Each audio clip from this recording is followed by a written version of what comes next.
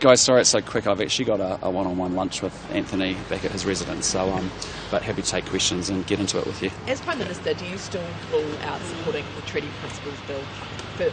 Sorry, let me start that again. As Prime Minister, do you still rule out supporting the Treaty Principles Bill past first reading? Yeah, look, I mean, we have a government position reflected in our coalition agreement, which is that there'll be a first reading of a Treaty Principles Bill, and that is our government position. As a National Party leader, I think my position's well understood. So as Prime Minister, are you ruling out, very specifically, in your role as Prime Minister, are you ruling out supporting it past first reading? As I've said to you, in our coalition agreement, which is actually what the government has committed to, we have said that we will undertake a first reading of the Treaty Principles Bill, and there is no commitment beyond that. Was there anything in the Waitangi Tribunal's report that surprised you at all? I mean, I'm not sure if you had time to read it, but I'm sure you've been briefed. Yeah, look, I haven't had a chance to read the report. I'd just say I think it's a bit premature for the Waitangi Tribunal to come out in the way that it has today. We haven't had a cabinet discussion about the Treaty Principles Bill, and so my personal view is that I'll read it, but it seems somewhat premature. Given the division that this is causing, why aren't you kind of moving forwards with this? It seems to be drawn out. The longer it's drawn out, the more division it seems to be calling. You say you haven't had a cabinet discussion yet. What's the time frame? Well, I think you heard David Seymour say today back at home that he was hoping to bring a bill for first reading in early November, and that's I think that's the timing plan that we're on.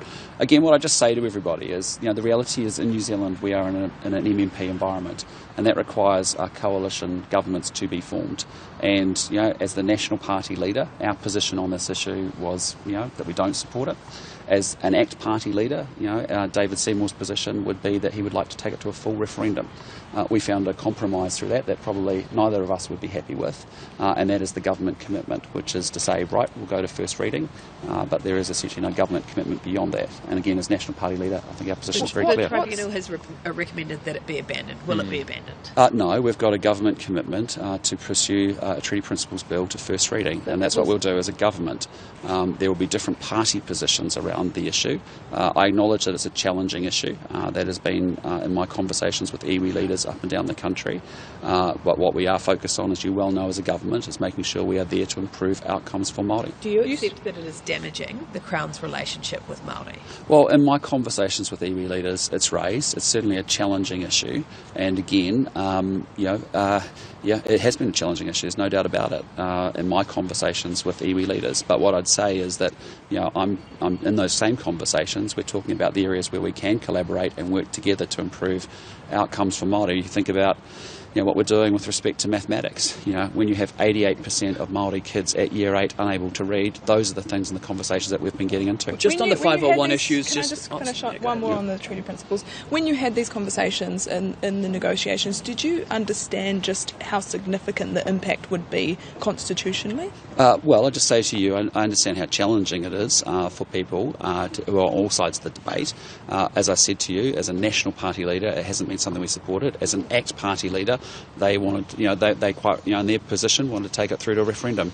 We found a compromise that I suspect neither of us are very happy about, but actually that's our commitment to each other, and that's the government's commitment. Potentially dividing the country is the price of power then of forming a coalition? No, I disagree. We've got a challenging issue to work through. We've got a government commitment that says, look, in early November a bill will come before the House, there'll be a select committee process, and that has been the government compromise that has been reached, and there'll be an aeration of the issues for all sides to comment on through the select committee process, and as I said, we all have our respective party positions. Just on 501 deportees, I mean, did you get what you wanted out of that conversation with Anthony Albanese today? It didn't sound like you'd really made much headway in your strong advocacy of giving that policy the can. I just say to you, our position is incredibly clear and been well registered by Anthony Albanese. What does that actually mean, though? With the Australians. Since the change was announced, we've had a number of conversations around it, and as I've said to you, we respect Australia's decision to make its own laws as a sovereign state. We don't agree with them. We want to make sure that actually people who have no connection or limited connection to New Zealand are not returned to New Zealand, and he has reassured me a common sense approach will prevail and we'll continue to monitor it. Does it not wind you up that you're trying to crack down on gangs, and Aussies are deporting more criminals to join them? Well, we've got a very strongly held position. We don't think it's fair, and I've articulated that. And the Prime Minister's assured me there'll be a common sense approach to it, and we'll make sure, and we'll continue to monitor it, and we'll continue to engage it.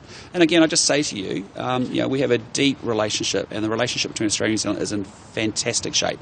But it's quite okay that we have a difference, and this is a difference, and we both can articulate our positions on it, and that's good. In an ideal world, would you be seeking a new direction to be issued to reinstate a common sense approach for New Zealand? Well, again, our position's well understood. We don't think it is fair that people who have no connection to New Zealand are returned to New Zealand, and that has been a long-standing position of former Prime Ministers and governments.